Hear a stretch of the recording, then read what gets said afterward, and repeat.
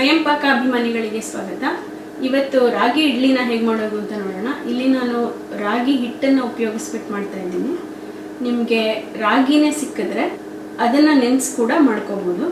ಈ ರಾಗಿ ಇಡ್ಲಿಗೆ ಬೇಕಾಗಿರುವಂಥ ಸಾಮಗ್ರಿಗಳು: 1 ರಿಂದ 1.25 ಕಪ್ನಷ್ಟು ರಾಗಿ ಹಿಟ್ಟು, ಅರ್ಧ ಕಪ್ ಉದ್ದಿನಬೇಳೆ, 3 ರಿಂದ 4 ಟೇಬಲ್ ಸ್ಪೂನ್ನಷ್ಟು ಗಟ್ಟಿ ಅವಲಕ್ಕಿ, ಮೀಡಿಯಂ ಅವಲಕ್ಕಿ ಹಾಕಿದ್ರೂ ಪರವಾಗಿಲ್ಲ, ಸುಮಾರಾಗಿ 1 ಟೀ ಸ್ಪೂನ್ನಷ್ಟು ಉಪ್ಪು, ಉದ್ದಿನಬೇಳೆನ ಚೆನ್ನಾಗಿ ತೊಳೆದ್ಬಿಟ್ಟು 1.5 ಕಪ್ನಷ್ಟು ನೀರು ಹಾಕಿ 4-5 ಗಂಟೆ ನೆನೆಸಿಟ್ಟಿರಿ.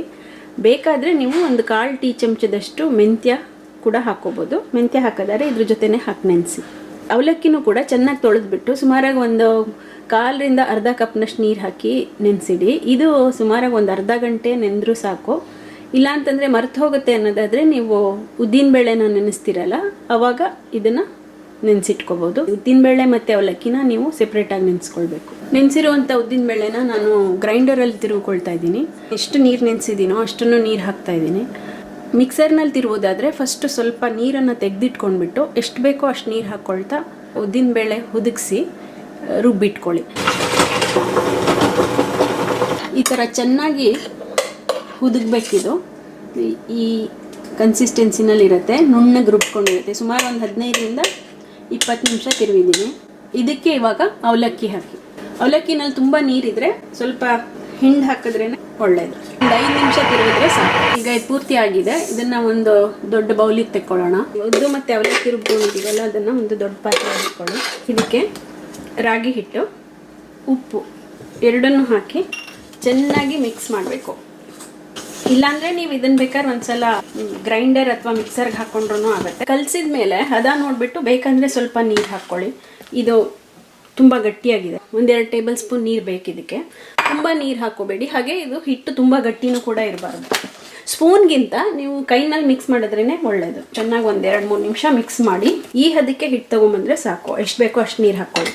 ಎಲ್ಲ ಹಾಕಿ ಕಲಸಿದ ಮೇಲೆ ಒಂದು ತಟ್ಟೆನ ಮುಚ್ಚಿಬಿಟ್ಟು ಇದನ್ನು ಹುದುಗಕ್ಕೆ ಬಿಡಿ, ಅಂದರೆ ಫರ್ಮೆಂಟ್ ಆಗಕ್ಕೆ ಬಿಡಿ. ಚಳಿಗಾಲದಲ್ಲಿ ಸ್ವಲ್ಪ ಜಾಸ್ತಿ ಟೈಮ್ ತೊಗೊಳುತ್ತೆ ಹುದುಗಕ್ಕೆ. ಬೇಸಿಗೆನಲ್ಲಾದರೆ ಒಂದು 6-7 ಗಂಟೆನಲ್ಲಿ ಚೆನ್ನಾಗಿ ಹುದುಗಿರುತ್ತೆ. ಇಲ್ಲಾಂದರೆ ಒಂದು 10-12 ಗಂಟೆ ಬೇಕು. ಈಗ ಇದೊಂದು 12 ಗಂಟೆಯಿಂದ ಇಟ್ಟಿದ್ದೀನಿ. ಚೆನ್ನಾಗಿ ಫರ್ಮೆಂಟ್ ಆಗಿದೆ ಇದು. ನೋಡಿ, ಈ ಥರ ಮೇಲಕ್ಕೆ ಉಬ್ಕೊಂಡು ಬಂದಿರುತ್ತೆ ಮತ್ತು ಈ ಥರ ನೊರೆ ಥರ ಇರುತ್ತೆ. ಇದನ್ನು ಮತ್ತೆ ಮಿಕ್ಸ್ ಮಾಡಿಬಿಡಿ. ಇಡ್ಲಿ ಪ್ಲೇಟ್ಗಳಿಗೆ ಎಣ್ಣೆ ಅಥವಾ ತುಪ್ಪನ ಹಚ್ಚಿಬಿಟ್ಟು ರೆಡಿ ಮಾಡಿ ಇಟ್ಕೊಂಡಿರಿ. ರಾಗಿ ಇಡ್ಲಿ ಹಿಟ್ಟನ್ನು ಒಂದೊಂದೇ ಇಡ್ಲಿ ಪ್ಲೇಟಿಗೆ ಸ್ವಲ್ಪ ಹಾಕ್ಕೊಂಡು ಬನ್ನಿ. ಸುಮಾರಾಗಿ 1/4 ಬರುವಷ್ಟು ಹಾಕಿಡಿ. ಎಲ್ಲ ಪ್ಲೇಟ್ಗಳಿಗೂ ಹಾಕಿದ್ಮೇಲೆ ಇದನ್ನು ಜೋಡಿಸ್ಕೊಂಡು ಯಾತ್ರೆಯಲ್ಲಿ ನೀವು ಇದನ್ನು ಬೇಯಿಸ್ತಿರೋ ಆವಿನಲ್ಲಿ ಅದಕ್ಕೆ ಸ್ವಲ್ಪ ನೀರು ಹಾಕಿಬಿಟ್ಟು ಮೀಡಿಯಮ್ ಹೈ ಉರಿನಲ್ಲಿ ಕುದಿಯೋಕ್ಕಿಟ್ಟಿರಿ. ಅದಕ್ಕೆ ನಾವು ಈ ಜೋಡಿಸ್ಕೊಂಡಿರುವಂಥ ಇಡ್ಲಿ ಪ್ಲೇಟ್ಗಳನ್ನು ಇಟ್ಟು, ನೀವು ಪ್ರೆಷರ್ ಕುಕ್ಕರ್ನಲ್ಲಿ ಮಾಡೋದಾದರೆ ಇದಕ್ಕೆ ಮುಚ್ಚಳ ಮುಚ್ಚಿ ವೆಯ್ಟ್ ಬದಲಿಗೆ ಒಂದು ಲೋಟನ ಹೀಗೆ ಹಾಕಿ ಇದನ್ನು ಮೀಡಿಯಮ್ ಹೈ ಉರಿನಲ್ಲಿ 15 ನಿಮಿಷ ಚೆನ್ನಾಗಿ ಆವಿನಲ್ಲಿ ಬೇಯಲಿ. ಆಮೇಲಿಂದ ಇದನ್ನು ಆಫ್ ಮಾಡಿಬಿಡಿ. ಇಡ್ಲಿ ಮಾಡುವಾಗ ನೀವು ಆಫ್ ಮಾಡಿದ ತಕ್ಷಣ ತೆಗಿಬೇಡಿ. ಸುಮಾರು ಒಂದು 3-4 ನಿಮಿಷ ಬಿಟ್ಟು ತೆಗೆದ್ರೆ ಇಡ್ಲಿಗಳು ತೆಗಿಯೋಕ್ಕೆ ಸುಲಭ ಆಗುತ್ತೆ. ಇಡ್ಲಿ ಪ್ಲೇಟನ್ನು ತಗೊಂಡು ಚಮಚನ ಸ್ವಲ್ಪ ಒದ್ದೆ ಮಾಡ್ಕೊಂಡ್ಬಿಟ್ಟು ಸುತ್ತ ತೆಕ್ಕೊಂಡು ಈ ಥರ ತೆಕ್ಕೊಳ್ಳಿ. ಸ್ಪೂನನ್ನು ನೀರಿನಲ್ಲಿ ಅದ್ದಿದ್ರೆ ನೀವು ಸುಲಭವಾಗಿ ತೆಕ್ಕೋಬೋದು ಇಡ್ಲಿಗಳನ್ನು.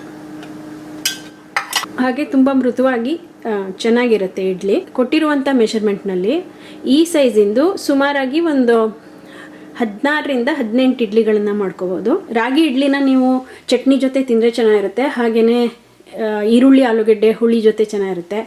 ಇಲ್ಲಾಂದರೆ ನಾವು ಇಡ್ಲಿಗೆ ಅಂತಲೇ ಒಂದು ರೀತಿಯಾದ ಸಾಂಬಾರು ಮಾಡ್ತೀವಲ್ಲ, ಅದ್ರ ಜೊತೆನೂ ಕೂಡ ತುಂಬಾ ಚೆನ್ನಾಗಿರುತ್ತೆ. ಈಗ ರಾಗಿ ಇಡ್ಲಿನ ಹೇಗೆ ಮಾಡೋದು ಅಂತ ಗೊತ್ತಾಯ್ತಲ್ಲ. ನೀವು ಕೂಡ ಇದನ್ನು ಮಾಡಿ ನೋಡಿ ನಿಮ್ಮ ಅಭಿಪ್ರಾಯನ ಖಂಡಿತ ತಿಳಿಸಿ. ನಮಸ್ಕಾರ.